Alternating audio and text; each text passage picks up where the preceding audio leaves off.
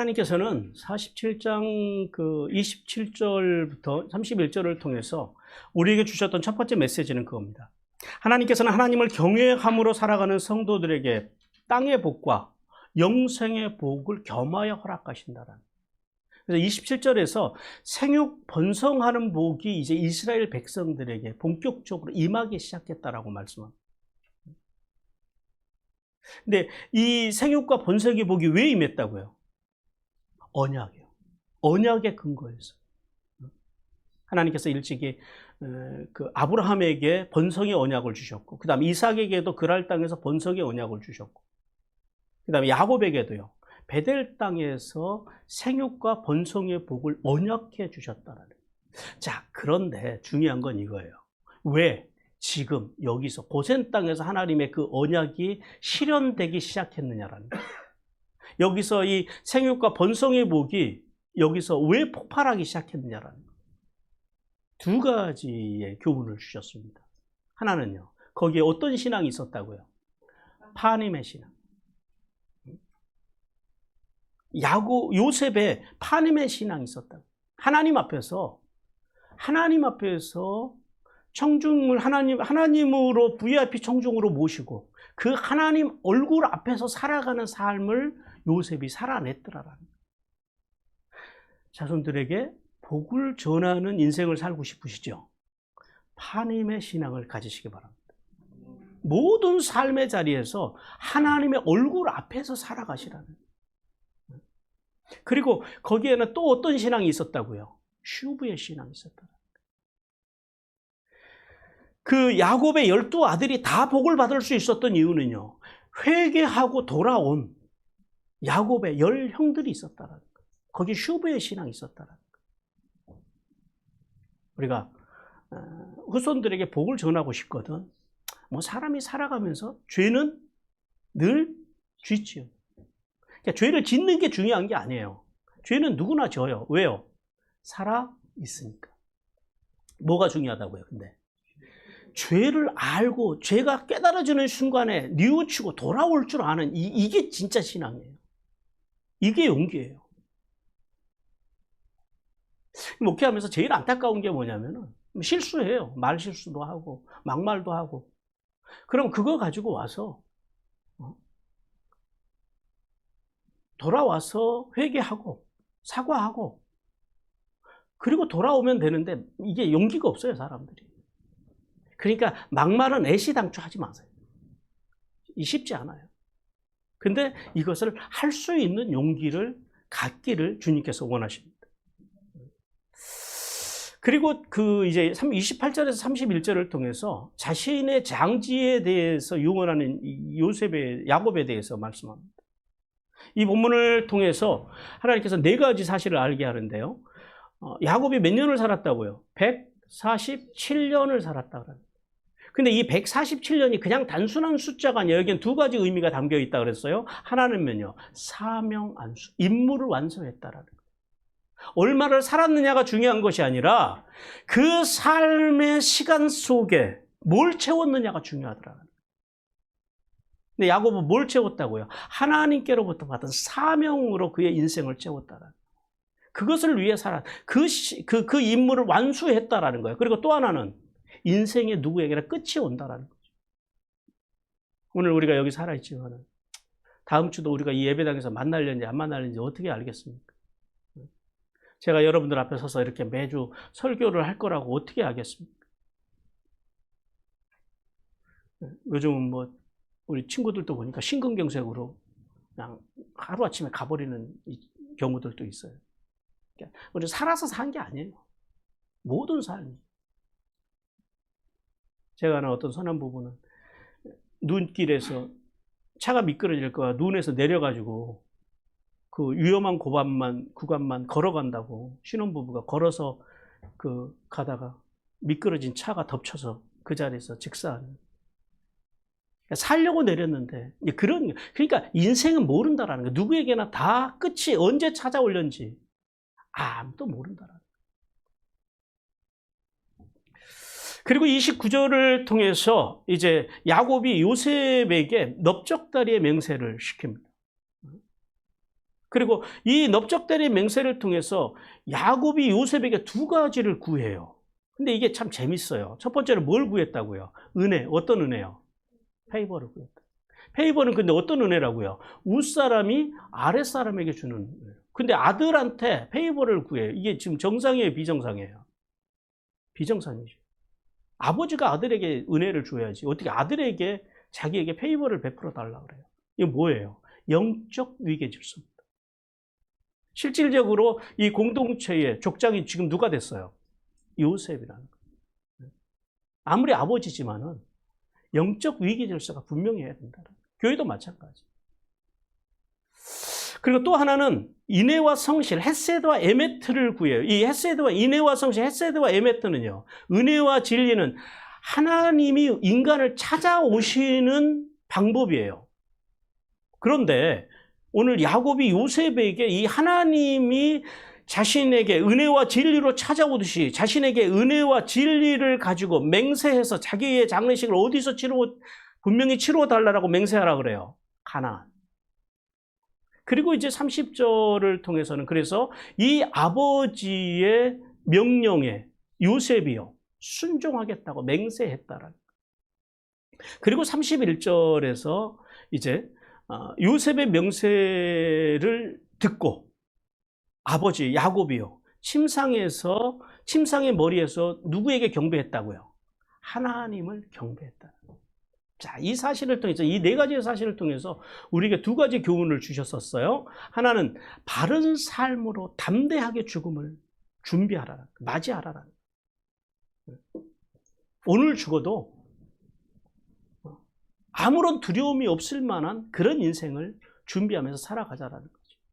그래서 우리는 그러기 위해서는 신앙의 본질에 충실해야 된다고 했습니다. 말씀과 예배와 기도. 그러니까 아디아포라의 문제들, 이래도 되고 그래도 되는 문제들, 이런 거 가지고 일희일비하지 말라라는 거예요. 그러니까 얼마나 무가치하고 가치 없는 거예요. 그러니까 쓸데없는데 목숨 걸고 살아가는 사람들이 너무 많아요. 우리는요, 말씀과 예배와 기도, 여기에 목숨을 걸고 살아가는 거예요. 그다음 두 번째는 언약을 믿으며 살아가라는 거예요. 그래서 우리는 예수님이 주신 언약, 즉 하나님의 나라의 소망을 믿어야 돼요.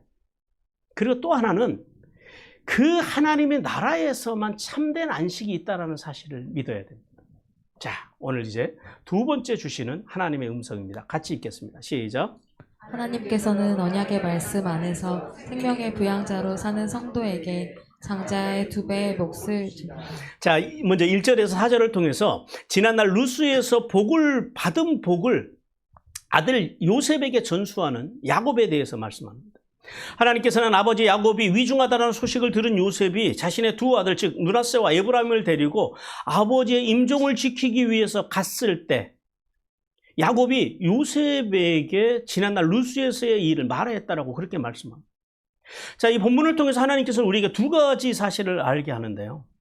먼저 1, 2절을 통해서 야곱의 임종이 임박했다라는 사실입니다. 오늘 본문이 이렇게 시작하죠. 1절이 2일 후에 이렇게 돼요. 직역을 하면 이렇게 됩니다. 그리고 이 일들 이후에 있었다. 이 일들이 뭐예요? 지난날 바로 이 앞에 나오는 야곱이 아들 요셉에게 자신이 죽거든 조상의 무덤이 있는 가나안 땅 헤브론 막벨라골에 장사할 것을 맹세하게 하고, 그리고 이제 요셉은 다시 이제 자신이 일할 일터를 향해서 노블 땅에서 이제 가서 총리의 일을 하고 그 일이 있은 후를 이야기합니다. 근데 그 일이 있고 얼마 후 곧바로 병들었다라는 거예요. 어떤 사람이 와가지고 요셉에게 내 아버지가 병들었다 함으로 그래요. 그래서 이 학자들은 이 어떤 사람을 누구로 보냐면은 요셉이 떠나면서 그냥 갈 수가 없으니까 아버지의 임종을 아버지가 이제 위험하거든 곧바로 소식을 주기 위해서 자기의 사람을 아버지의 집에서 아버지를 섬김에 있도록 두었을 거라는 거죠. 그래서 이제 요셉의 명을 받은 요셉의 그 신복 중에서 한 사람이 남아 있다가 아버지가 위중하다라는 소식을 급하게 이제 전했을 거라는 거예요. 뭐 지금같이 뭐 핸드폰이 있는 시대도 아니니까. 그래서 이제 그런 사람으로 봅니다. 근데 병들었다라고 하는 말이 히브리어로 할라예요. 이게 병들다라는 의미도 있지만은 약하다라는 의미도 있어요.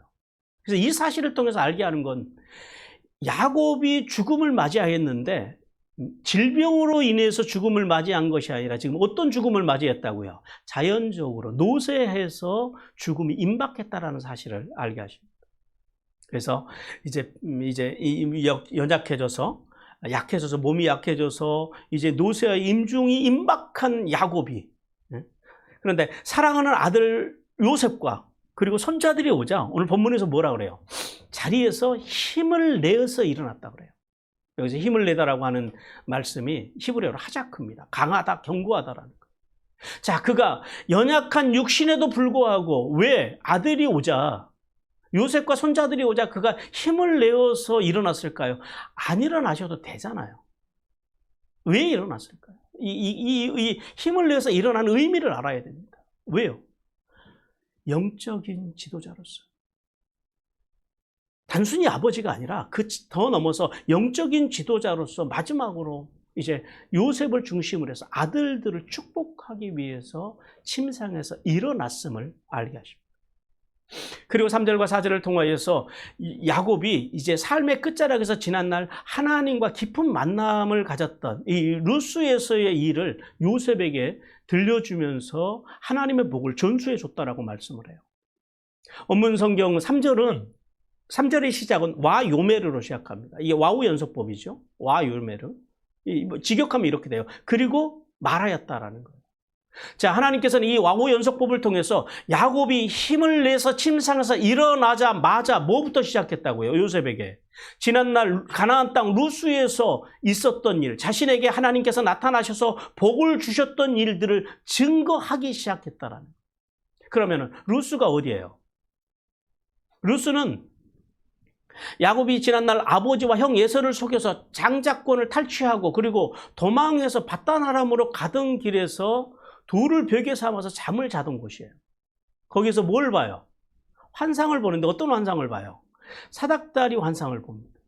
그리고 거기에서 사닥다리 위에 계신 하나님을 배웁는, 그의 생에서 처음으로 하나님을 배우는 거예요. 하나님을 경험한 장소가 바로 이 루스예요. 우리 창세기 28장 12절에서 15절까지 같이 읽겠습니다. 시작.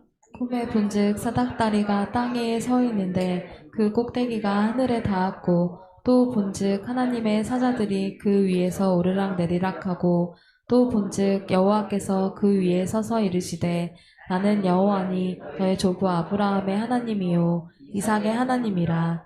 내가 누워있는 땅을 내가 너와 내 자손에게 주리니 내 자손이 땅의 티끌같이 되어 내가 서쪽과 동쪽과 북쪽과 남쪽으로 퍼져나갈 것이며 땅의 모든 족속이 너와 내 자손으로 말미암아 복을 받으리라.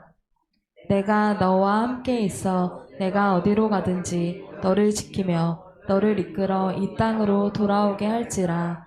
내가 내게 허락하신 것을 다 이루기까지 너를 떠나지 아니하리라 하신지라. 아멘. 자, 하나님을 대면하고, 하나님을 여기서 처음으로 이제 야곱이 대면한 거예요. 하나님을 대면하고 잠에서 깬 야곱이 여기서 뭘 해요? 하나님께서 자신과 함께 하심을 그가 깨닫고 베개를 삼았던 그 돌을 기둥으로 세우고 그 위에 기름을 부었다 그래요. 기름을 부었다라는 건 뭘 말하는 거야? 하나님 앞에 거기서 예배했다라는 거예요. 예배를 드리며 그 땅을 베델이라고 부르고 더 나가서 하나님께 자신의 서원을 드리기 시작합니다. 우리 창세기 28장 18절에서 22절 같이 읽습니다. 시작. 야곱이 아침에 일찍이 일어나 베개로 삼았던 돌을 가져다가 기둥으로 세우고 그 위에 기름을 붓고 그곳 이름을 베델이라 하였더라. 이 성의 옛 이름은 루스더라. 야곱이 서원하여 이르되 하나님이 나와 함께 계셔서 내가 가는 이 길에서 나를 지키시고 먹을 떡과 입을 옷을 주시어 내가 평안히 아버지 집으로 돌아가게 하시오면 여호와께서 나의 하나님이 되실 것이요 내가 기둥으로 세운 이 돌이 하나님의 집이 될 것이요 하나님께서 내게 주신 모든 것에서 10분의 1을 내가 반드시 하나님께 드리겠나이다 하였더라. 자, 야곱이 여기 이렇게 하나님을 처음으로 경험한 것이 어디였다고요? 루스예요. 루스의 다른 이름이 뭐라고요? 베델이라. 베델. 베트, 집, 엘, 하나님. 하나님의 집이라고 하는 그런 뜻입니다. 자, 야곱은 요셉에게 루스에서 만났던 하나님에 대해서 두 가지를 전달해요.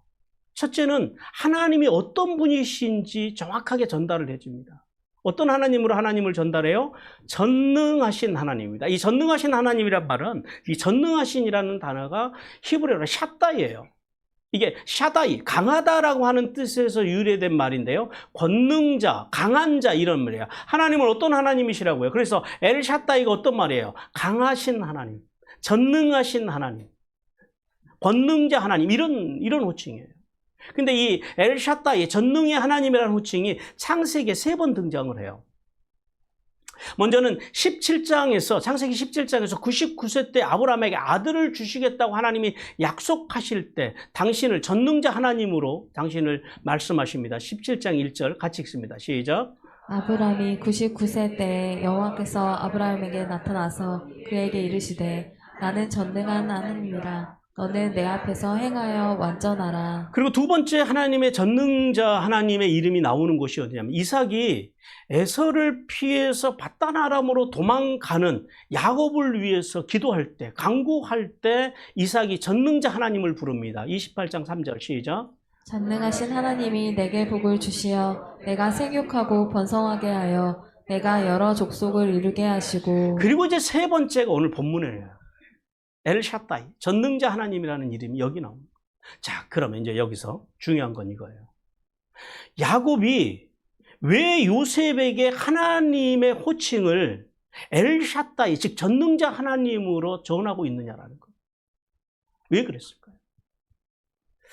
자, 우리가 앞에서 봤지만 하나님의 전능자의 이름이 지금 성경 창세기 속에 3번 나온다 그랬죠. 3번 나오는데 야곱은 이 전능의 하나님으로 오신 권능자 하나님으로 오신 이 하나님, 이 3번의 경우를 통해서 이 3번의 경우처럼 어떤 의미가 이 속에 있냐면은 강하다라고 하는 건 그거잖아요. 당신의 백성들이 가혹한 어떤 환경과 조건 속에 있다 할지라도, 우리가 어려움의 환경 속에 있다 할지라도 변함없는 사랑으로 인도하시고 보호하시고 살아가게 하시는 분이 누구시라고요? 엘 샤다이, 전능자 하나님이라. 자, 이 사실을 통해서 지금 야곱은 요셉과 그의 후손들에게 뭘 전하고 싶으신 거예요?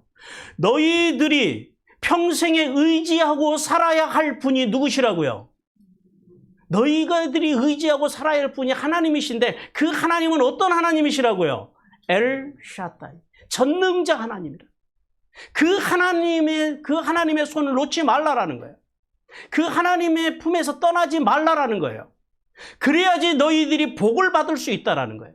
그래서 야곱은 요셉에게 그 마지막 생의 모든 진액을 짜내서 모든 힘을 짜내서 침상에서 일어나서 자녀들에게 축복하면서 그들에게 제일 먼저 전한 게 뭐였다고요? 엘 샤다이, 전능자. 여러분, 그 전능하신 하나님을 믿는 믿음이 여러분 안에 있기를 주님께서 원하십니다. 네. 그리고 이제 또 하나를 전하는데 뭐냐면 지난날 루스에서 받은 복을 전해요. 근데 이 받은 복이 2가지예요. 2가지의 받은 복을 이제 전달을 해요. 하나는 뭐냐면 생육하고 번성하는 법을 하나님께서 주셨다라는 거예요. 이게 뭐냐면은 자손에 대한 복입니다. 오늘 그 말씀에 보면 그럽니다. 내가 너로 생육하게 하고 번성하게 하며 그래요. 이 직역을 하면 이렇게 돼요. 보라, 내가 너를 열매 맺게 할 것이다. 또한 너를 번성하게 할 것이다. 누구를요? 야곱을. 자, 그런데 이 생육하고 번성을, 그러니까 그러면 이 생육하고 번성하는 복이 뭘 의미할까요? 지금 뭘 말하는 거예요? 자손에 대한 복이에요. 야곱에게 많은 자손들을 줄 거라는 거예요. 근데 야곱에게 많은 자손을 줬어요, 안 줬어요? 13명의 자식을 줍니다. 디나까지. 그리고 나중에는요, 뒤에 나옵니다. 므낫세와 에브람까지 자기의 자식으로 삼아요. 손주를 자기 아들로 삼아요. 양자로 입양을 해요. 그래서 15명의 아들을 이 세상에 놓는 거예요. 그리고 이 언약이 27절에서 말씀하셨듯이 고센 땅에 정착하자마자 이 생육과 번성의 복, 자손의 복이요, 그들에게 어떻게 됐다고요? 성취되게 이루어지기 시작했다는. 그러니까 최소한 야곱은 완벽하게 이루어지지는 않았지만 이제 이 언약의 복, 이 번성의 복이 자신의 가문 속에 이루어지기 시작하는 것을 보고, 그리고 그가 이제 하나님께 갔다라는 거예요. 그리고 또 하나는 땅에 대한 복입니다. 가나안 땅, 영원한 소유로 가나안 땅, 즉 땅에 대한 복을 언약해 주셨다라는 거예요. 이 영원한 소유라고 하는 게 뭐예요? 소유라고 하는 말이 아우자예요. 근데 이 아우자가 무슨 뜻이냐면은 공공의 재산이 아니라 개인의 재산이에요. 개인이 소유한 땅이나 또 상속권에 의해서 조상들로부터, 아버지로부터, 어머니로부터 물려받은 재산을 의미해요. 이게 아우자예요. 즉 하나님께서는 가나안 땅을 야곱과 그의 후손들에게 어떻게 주셨다고요? 개인적으로 주셨다라는 거예요. 그러니까 여러분들, 우리가 이 역사를 보면서 오늘날도 지금 저렇게 이스라엘에서 이스라엘 사람들이 저렇게 전쟁을 일으키잖아요. 저 사람들이 이것 때문에 그러는 거예요. 그냥 싸우는 게 아니에요. 그러니까 아랍 사람들은 제가 볼 때는 이스라엘 사람들을 못 이겨요. 왜냐하면 저 사람들은 분명히 자기들에게 이렇게 전쟁을 하는 분명한 근거가 있고 목적이 있거든요. 목표가 확실하다라는 거예요. 근데 아랍 사람들은 이스라엘 사람들이 바벨론에 의해서 포로가 되고 또 이제 로마의 디도 장군에 의해서 이스라엘 예루살렘이 다 망하고 난 뒤에 이제 떠돌던 아랍 사람들이 들어와서 그 땅을 차지하고 그냥 빈터에 와서 살던 사람들이에요. 그러니까 사실은 성경적으로 볼 때는 그 땅의 주인은 누구예요? 이스라엘 사람들이 맞지요. 그러니까 이 사람들은 우리 하나님께서 이 전능자 엘샤다이 전능자 하나님께서 우리 조상 야곱에게 그리고 이삭에게 아브라함에게 전능자 하나님으로 오셔서 이 땅을 우리 개인의 소유로 주셨다라는 거예요. 그러니까 저 사람들이 그냥 뭐 갈 데가 없어서 싸우는 것이 아니라 그런 하나님의 말씀, 언약이 있기 때문에 자기들의 소유이기 때문에 죽기 살기로 저렇게 싸우는 거예요. 근데 저런 사람들을 목표가 있고 목적이 있는 사람들은요, 그냥 가서 싸우는 사람들 절대 못 이기는 거예요. 그래서 저 사람들이 저렇게 싸운다. 성도 여러분. 자, 하나님께서는 본문을 통해서 우리에게 이렇게 교훈하십니다. 같이 읽겠습니다. 시작. 언약의 말씀은 반드시 이루어진다는 사실을 믿으라. 자, 자신의 죽음이 임박했다는 사실을 깨달은 야곱은 자신의 임종을 보기 위해서 달려온 아들 요셉과 그리고 손자 므낫세와 에브라임에게 지난날 하나님께서 주셨던 언약, 즉 후손의 번성의 복과 그리고 또 가나안 땅에 대한 복, 그리고 그 전에는 하나님을 어떤 하나님으로 자식에게 가르쳐줘요? 엘샤다이, 전능의 하나님으로 이제 하나님에 대해서 회상하면서 그렇게 전수를 해줍니다. 자, 이렇게 야곱이 하나님이 주셨던 두 가지의 복을 요셉에게 전수하는 이유가 뭘까요? 여기는 두 가지의 이유가 있습니다. 하나는 하나님의 언약이 자기 당대에 온전히 성취되지는 않았지만은 아직 땅에 대한 건 전혀 성취되지 않았잖아요. 자손들에 대해서 분명히 이루어질 거라고 하는 사실을요, 야곱이 어떻게 했다고요? 믿었다고요. 이게 믿음이에요. 그리고 또 하나는 이렇게 하나님의 언약을 전수함으로써 자손들이 평생 동안 이 전능자 하나님, 엘샤다이, 전능자 하나님의 이 언약에서, 약속에서 떠나지 않도록 가르치기 위함이라. 그것을 위해서 야곱이 이제 마지막 힘을 짜내서 자리에서 일어났다라는, 일어난 이유가 거기에 있었다라는.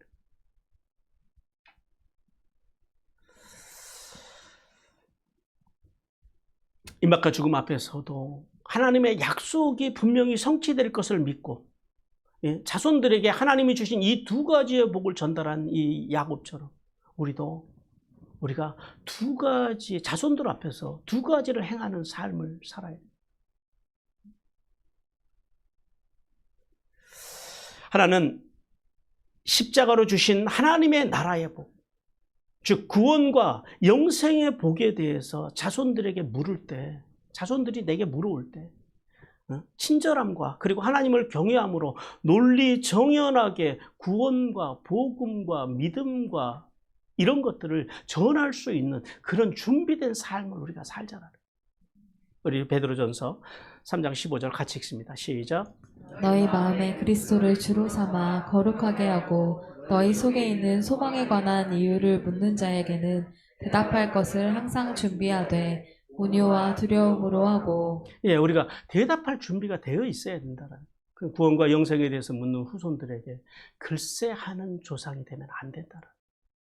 그리고 특별히 오늘 살아가는 우리, 오늘 25년 이 1월, 오늘이 며칠이에요? 26일을 살아가는 우리, 이 우리에게 더더욱더 지금 필요합니다. 그냥 어제 우리 큰아이가 전화가 왔어요. 와가지고 아버지 전도하기 힘드시겠어요? 그래서 왜? 그랬더니 친구들을 만나면 다 교회 다니는 사람들을 욕한대요. 왜 그런지는 대충 아시죠? 무슨 뭐 특임 전도사니 뭐 어느 교회 무슨 청년이니 학생이니 교회 다니는 사람들이 서부 지법을 앞장서 가지고 무슨 일 때문에 친구들을 만나면 친구들이 다 교회를 욕한대. 그렇다고 아버지 전도하기 힘드시겠어요? 그러더라고요. 여러분, 자녀들에게 그리고 성도들에게 또 우리 젊은 세대들에게 교회가 어른들이 뭘 전해야 돼요? 생명의 복음을 전해요. 근데 일부 이 못된 목사들, 이 못된 어른들이 젊은 사람들에게 뭘 전해요? 이즘을 전해요. 사상을 전해요. 복음이 아니라, 말씀이 아니라, 생명이 아니라 자기들이 어떤 무슨 반공사상, 실체도 없는 그런 사상들을 나누고 그렇게 해서요, 이 교회 안에 들어온 젊은 세대를 오염시키는 그런 이 못된 인간들이 교회 안에 있다라. 그러니까 그 청년들이, 그렇게 오염된 청년들이 저렇게 사회를 어지럽히고, 저기에 무슨 그리스도의 생명이 있겠어요? 그래서 오늘 이 시대에 우리, 이러한 시대 속에서 세상 사람들에게, 그렇게 묻는 사람들에게 복음, 구원과 영생의 복음을 정확하게 이야기해 줄 수 있는 이제 그런 성도들이 오늘 이 시대에는 필요하다라는 거예요. 말로만 주여 주여 하는 성도가 아니라, 그리고 세상에 그런 오염된 어떤 이즘, 그런 사상에 쩌들어 있는 그런 신앙이 아니라 생명의 복음, 돕고 세우고 살리는 복음, 그것을 전할 수 있는 준비가 되어 있는 성도, 그것을 그 하나님의 나라 구원의 복과 영생의 복을 자녀들에게 설명해 줄 수 있는 좋은 아버지, 어머니, 할아버지, 할머니가 되는 은혜가 임하기를 주님께서 원하십니다. 그리고 또 하나는 어떤 준비를 우리가 해야 되냐면, 우리의 당대에 하나님의 뜻이 다 이루어지지 않는다 해도 미래 어느 순간 하나님의 때에 반드시 이루어질 것을 그 사실을 믿고 자손들이 구원과 영생의 복에서 떠나지 않도록 그걸 가르쳐주는 부모가 되어야 된다. 그걸 준비해야 된다는 거. 우리 신명기 4장 9절 같이 읽겠습니다. 시작. 오직 너는 스스로를 삼가며 내 마음을 힘써 지키라. 그리하여 내가 눈으로 본 그 일을 잊어버리지 말라. 내가 생존하는 날 동안에 그 일들이 내 마음에서 떠나지 않도록 조심하라. 너는 그 일들을 내 아들들과 내 손자들에게 알게 하라. 예, 그것을 알게 해야 된다. 구원과 영생의 복을 우리의 후손들이, 그리고 삶의 자리에 나가서 예수 믿는 사람들이 어떻게 살아야 하는지, 어떻게 살아야 돼요? 생명이요, 돕고 세우고 살리는 삶을 살아가야 한다는 것. 그러할 때만 하나님의 복이 우리 인생에 임한다고 하는 것. 그 사실을 우리의 자손들에게요, 우리의 손주들에게 알게 하는 은혜를 해야 된다는 거예요. 그러므로 성도는 모든 것이 불확실한 이 시대 가운데서 하나님의 언약의 말씀만이 영원히 변하지 않는다는 사실을 믿고, 우리의 목에 숨이 끊어지는 그 순간까지 우리의 자손들에게, 그리고 우리의 이웃들에게 뭘 전하자고요? 구원과 영생의 복을 전하는, 뭘 통해서요? 삶의 자리를 통해서. 삶의 자리를 통해서 전함으로 복된 인생을 살고, 그리고 자손들에게 그 놀라운 하늘의 복을 전하는, 이 세대 속에 하늘의 영광을 전하는 귀한 성도들이 되기를 주님께서 원하십니다. 그리고 이제 오늘 5절과 6절 말씀을 통해서 요셉의 두 아들을 자신의 아들의 반열에 올린 야곱에 대해서 말씀합니다. 하나님께서는 야곱이 요셉의 두 아들 에브라임과 므낫세를 내 것이라고 말하며 그 두 아들을요, 에브라임과 므낫세를 자신의 아들의 반열에 올렸다고 주님께서는 그렇게 말씀하십니다. 하나님께서는 이 본문을 통해서 두 가지를 알게 하세요. 먼저는 5절을 통해서 야곱이 요셉을 사실상의 장자로 인정했다라고 하는 사실을 알게 하십니다. 자, 야곱은 자신의 임종을 지켜보기 위해서 달려오신 요셉에게 지난날 루스에서 하나님이 주셨던 두 가지 복에 대해서 전달하고 이어서요, 곧바로 요셉의 두 아들, 즉 에브라임과 므낫세를 자기의 아들로 삼겠다라고 선포를 합니다. 이게 왜 중요하냐면 이러한 야곱의 말은 사실상 요셉을 장자로 인정을 하는 거예요. 왜 그러냐면은 고대 근동의 상속법에 의하면 장자에게는 몇 배의 복을 줘요? 몇 배의 유산을 줘요? 2배의 유산을 줍니다. 우리 신명기 21장 16, 17절 같이 읽습니다. 시작. 자기의 소유를 그의 아들들에게 기업으로 나누는 날에 그 사랑을 받은 자의 아들을 장자로 삼아 참 장자 곧 미움을 받는 자의 아들보다 세우지 말고 반드시 그 미움을 받는 자의 아들을 장자로 인정하여 자기의 소유에서 그에게는 두 몫을 줄 것이니 그는 자기의 기력의 시작이라 장자의 권리가 그에게 있음이니라. 네, 장자의 권리, 기력의 시작인 장자에게는 2배의 몫을 주라는 거예요. 따라서 지금 요셉의 두 아들, 즉 손자를 자기의 아들의 반열에 올리는 것은 뭐예요? 사실상. 근데 두 아들만 올리는 거예요. 두 아들을 올리는 것은 바로 이 2배의 몫을 지금 누구에게 주는 거예요? 요셉에게 있음을 의미하는 거예요. 2배의 몫이. 그러니까 사실상 장자가 누구라는 거예요? 이 가문에. 요셉이라. 그래서 요셉의 두 아들 에브라임과 므낫세는 야곱의 아들들로 인정을 받아서 훗날 이스라엘의 12지파를 이룰 때 각각 한 지파씩을 이룹니다. 더 나아가서 가나안 땅을 분배받을 때 삼촌들의 후손들과 나란히 이 독립된 영토를 분할받게 되어서 요셉은 2배의 몫을 받는 그런 복을 받게 됩니다. 우리 신명기 34장 2절 같이 읽습니다. 시작. 또 온 납달리와 에브라임과 므낫세의 땅과 서해까지 유다 온 땅과. 예. 그리고 이제 6절을 통해서는 에브라임과 므낫세 외에 다른 요셉의 아들들은 독립적인 기업을 얻지 못하고 형들의 기업에 편협되었음을 알게 합니다. 그러니까 요셉의, 이 본문을 통해서 알 수 있는 거예요. 요셉의 아들을 우리가 둘만 알고 있잖아요. 근데 성경에는 두 아들 외에 더 다른 아들이 있었음을 오늘 6절을 통해서 알게 하시는 거예요.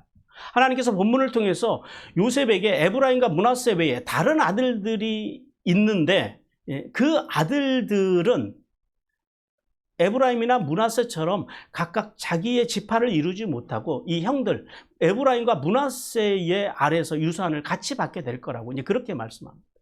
자, 성도 여러분, 오늘 이 본문을 통해서 하나님께서는 우리가 두 가지를 교훈하세요. 첫 번째 교훈 같이 읽겠습니다. 시작. 하나님의 나라는 믿음으로 사는 성도에게만 열린다. 여러분, 에브라임과 므낫세가 누구예요? 누구의 아들이에요? 요셉의 아들이죠. 그런데 그들의 어머니는 누구예요? 그들의 어머니는 제사장, 애굽의 제사장 보디베라의 딸 아스낫입니다. 즉 뭐예요? 이방 여인이라는 거예요. 순수한 히브리 혈통이 아니란 말이에요. 자, 그런데 야곱은 순수 히브리 혈통이 아닌 요셉의 아들들을요, 누구의 아들의 반열에 올렸다고요? 자기 아들의 반열에 올렸다. 그리고 자기의 기업을 상속해 줬다라는 거 말씀을 해요.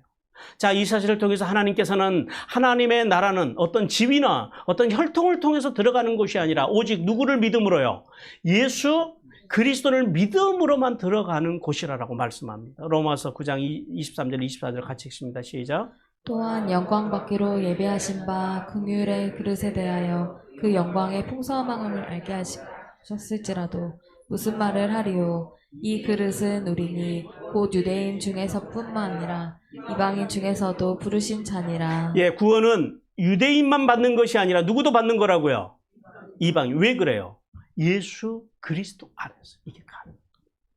그러므로 성도는 에브라임과 므낫세가 온전한 유대인이 아니었음에도 믿음의 아들, 믿음의 사람 요셉의 아들이었기에 야곱의 아들의 반열에 오른 것처럼 우리가 구원과 하나님의 나라에서 영생을 누릴 수 있는 복을 받는 이유가 어디에 있다고요? 오직 예수 그리스도를 믿는 믿음, 즉 예수님의 말씀을 믿고 그 말씀을 내 삶의 최고의 가치로 존중하고 그렇게 살기 위해서 발버둥 칠 때 그 사실 때문에 우리가 하나님의 나라의 백성이 되고 하나님의 자녀가 된다는 사실을 깨닫기를 주님께서 원하십니다.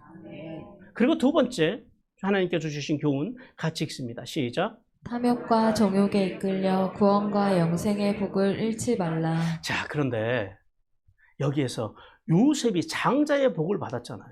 근데 원래 장자는 누구예요? 루벤이죠. 루벤이 있는데 어떻게 요셉에게 장자의 복을 줄 수가 있었을까요? 왜냐하면 루벤이 장자의 복을 잃었기 때문이라는 거예요.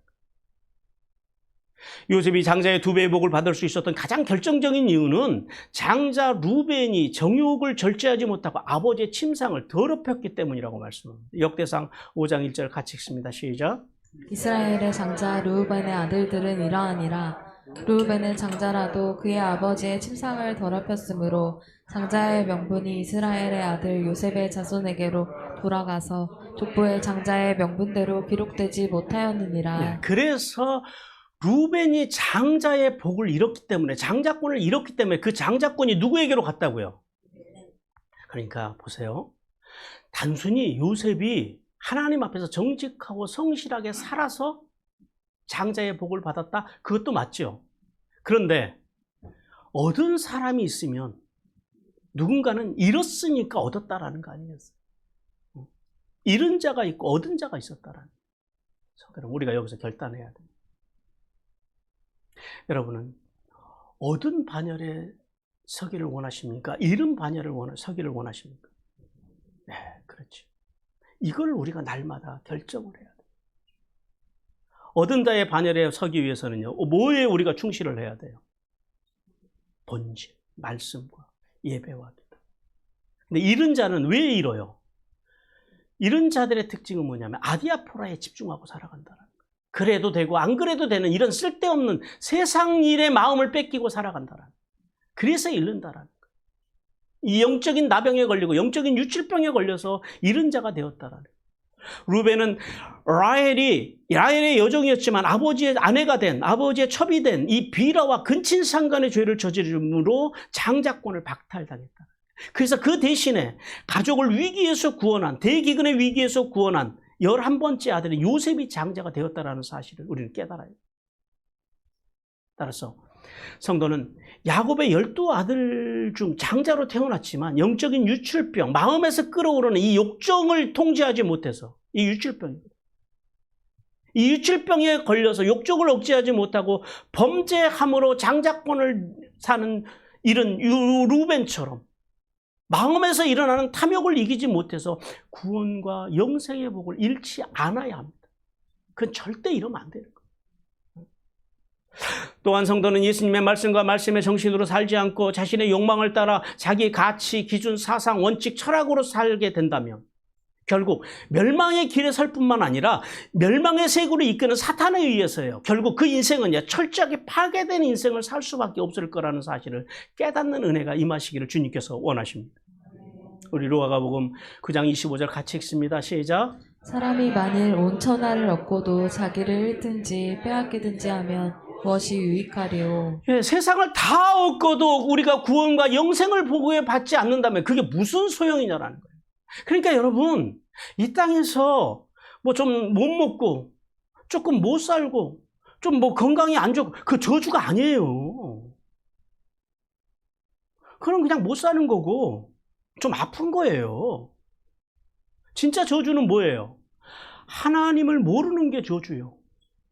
하나님을 잘못 믿는 게 그게 진짜 저주인 거예요. 왜요? 그게 왜 저주가 되는 거예요? 좀 가난하고 병들고 좀 그래도 내가 예수 그리스도를 믿으면 내 영혼은요. 내 영혼은 구원을 받는 거예요. 영생의 나라에 이르는 거예요. 그러나 이 땅에서 온 천하를 얻고도 하나님을 안 믿거나 하나님을 잘못 믿으면 어떻게 된다고요? 그 영혼은 지옥 가는 거죠. 그러니까 뭐가 저주예요? 지옥 가는 게 저주지. 뭐 이 땅에서 살다 보면 아플 수도 있고 사고 날 수도 있고 뭐 암 걸릴 수도 있고 차가 뭐 한 7바퀴 굴릴 수도 있고 그런 건 저주가 아니라고요. 그거는 왜 생긴다고요? 그냥 살아있으니까 생기는 일들이에요. 그러므로 성도는 루벤과 같이 탐욕과 정욕을 따라 살다가 구원의 영생의 복을 잃지 않기 위해서 날마다 뭘로 살자고요? 말씀과 예배와 기도의 삶을 통해서 하늘의 복과 땅의 복을 받는 귀한 성도들이 되기를 주님께서 원하십니다. 사랑하는 성도 여러분. 자, 이제 우리가 명절이잖아요. 이제 수요 예배는 가정 예배를 드리는 거예요. 교회 오시면 안 돼요. 가정에서 예배를 드리는데 여러분, 오늘이 여러분의 인생의 마지막이랍니다. 이제 우리가 가정 예배 드릴 때, 또 가정 예배 드릴 때 자녀들에게 뭘 물려주고 싶으십니까? 그리고 인생의 마지막이란 뭘 유언하고 싶으십니까? 이제 명절 연휴 기간 동안에 교회도 안 오는데 집에서 한번 유서를 한번 좀 써보시기 바랍니다. 나는 무엇을 자손들에게 말하고 싶은지, 뭘 물려주고 싶은지. 하나님께서는 우리가 인생의 마지막 순간에 야곱과 같이 하나님이 주신 구원과 영생의 복을 자손들에게 전달하는 삶, 전달하는 조상들이 되기를 주님께서 원하십니다. 또한 루벤과 같이 영적인 유출병에 걸려서 자기 절제하지 못해서 장자의 복을 상실하는 인생이 아니라 요셉처럼 진실된 삶, 정직하고 성실한 삶을 통해서 또 마음과 생각을 잘 관리해서 생명의 부양자로서 돕고 세우고 살리는 삶으로 하나님의 나라에서 생명의 멸류관을 이루며 그리고 자손들에게는요 2배의 복을 전해줄 수 있는 그런 삶을 사는 아버지요, 어머니요, 할아버지요, 할머니 그런 조상이 되는 복을 받기를 주님께서 간절히 원하십니다.